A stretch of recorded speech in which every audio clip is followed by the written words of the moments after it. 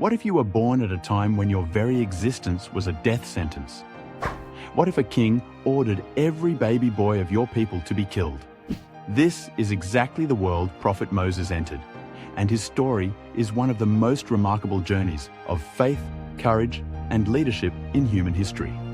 The story begins in ancient Egypt, where the children of Israel lived under brutal oppression. Pharaoh, the ruler of Egypt, feared the growing population of Israelites. He worried they might one day rise against him. So he issued a horrifying decree: every newborn Israelite boy must be killed. Into this terror, Moses was born. His mother faced an impossible choice. She could hide him, but for how long? Divine inspiration came to her with an extraordinary plan. She placed her infant son in a basket and set him adrift on the Nile River. Can you imagine the faith that required? She entrusted her baby to the waters, believing God would protect him. The basket floated downstream until it reached Pharaoh's palace. There, Pharaoh's wife discovered the crying infant. Her heart melted at the sight of the helpless child. She convinced Pharaoh to let her keep him, raising him as her own son. The very man who ordered the death of Israelite boys now had one living under his own roof. Moses grew up in luxury, educated in all the wisdom of Egypt, completely unaware of his true heritage. But destiny has a way of revealing itself. As a young man, Moses discovered his Israelite origins. One day, he witnessed an Egyptian brutally beating an Israelite slave. Something inside Moses erupted. He intervened, and in the struggle, the Egyptian died. Moses had killed a man. Fear gripped him. He knew Pharaoh would execute him for this crime. So Moses fled Egypt, leaving behind his life of privilege. He traveled across the desert to the land of Midian. There, he helped some women who were being harassed at a well. This act of kindness led him to their father, a prophet named Shuaib. Moses married one of Shuaib's daughters and became a shepherd. For years, he lived a quiet, humble life, tending flocks in the wilderness. The prince of Egypt had become a simple shepherd. Then came the moment that would change everything. While traveling with his family, Moses saw a fire burning on Mount Sinai. He went toward it, thinking he could bring back some fire to warm his family.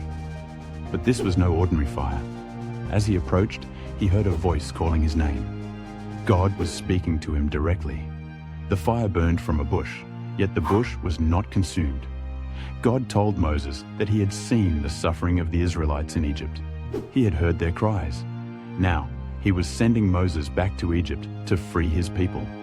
Moses was terrified. He was a wanted man in Egypt. He had a speech impediment. How could he possibly stand before Pharaoh and demand the release of the Israelites? Moses asked God to send someone else, but God reassured him. He gave Moses miraculous signs to prove his prophethood. Moses' staff could transform into a serpent. His hand would glow with divine light. God also granted his brother Aaron the gift of eloquence to help him speak.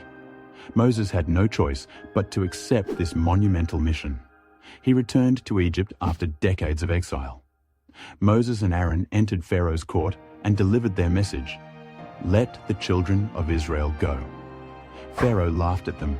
Who was this God they spoke of? Pharaoh declared himself a god. He would never free his slaves. Moses showed him the miraculous signs, but Pharaoh's heart was hardened.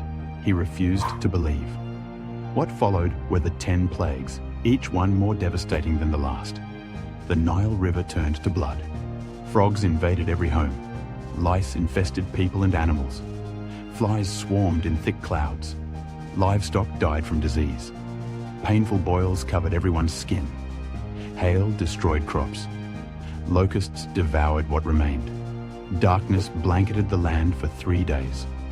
Finally, the most terrible plague struck: the death of every firstborn in Egypt. After each plague, Pharaoh would promise to free the Israelites, but then he would break his word. His arrogance and stubbornness brought suffering upon his entire nation. Only after the final plague did Pharaoh finally relent. He told Moses to take his people and leave Egypt immediately. Moses led the Israelites out of bondage. Hundreds of thousands of people left Egypt in what became known as the Exodus. They had been slaves for generations, and now they were free. But their journey was far from over. As they traveled, Pharaoh changed his mind yet again. He gathered his army and chased after the Israelites, determined to bring them back. The Israelites found themselves trapped between Pharaoh's approaching army and the Red Sea. There was nowhere to run. Panic spread through the camp. They cried out to Moses, asking why he had brought them out of Egypt only to die in the wilderness. Moses stood firm. He told them to have faith. God would save them. Moses raised his staff over the sea. In one of the most famous miracles in history, the waters parted. A path opened through the sea, with walls of water on both sides. The Israelites walked through on dry ground. When Pharaoh's army tried to follow, the waters crashed down upon them. Pharaoh and his forces were drowned. The Israelites were finally truly free. But freedom brought new challenges. In the wilderness, the people struggled. They complained about food and water. God provided manna from heaven and water from a rock. Yet the people remained ungrateful and rebellious. Moses led them to Mount Sinai, where God gave him the Torah, the divine law. Moses spent 40 days and nights on the mountain, receiving guidance for his people. When Moses came down from the mountain, he found the Israelites had built a golden calf and were worshipping it. After everything they had witnessed, they had turned to idolatry. Moses was devastated. He broke the tablets of the law in his anguish. He had to rebuild the spiritual foundation of his people from scratch. For 40 years, Moses led the Israelites through the wilderness. He dealt with their constant complaints and rebellions. He interceded with God on their behalf repeatedly. He taught them God's laws and tried to prepare them to enter the Promised Land. His patience and dedication were extraordinary. Moses never entered the Promised Land himself. God showed him the land from a mountaintop, but Moses died before crossing into it. He had fulfilled his mission. He had freed his people from slavery, given them God's law, and transformed them from slaves into a nation. His legacy lived on through the generations. Prophet Moses remains one of the most revered figures in human history. His story teaches us about faith in the face of impossible odds. It shows us that God can use anyone, even someone who feels inadequate, to accomplish great things. Moses went from a baby sentenced to death, to a prince, to a fugitive, to a shepherd, and finally to one of the greatest prophets who ever lived. His life reminds us that our circumstances do not define our destiny. With faith, courage, and perseverance, we can overcome any obstacle and fulfill our purpose.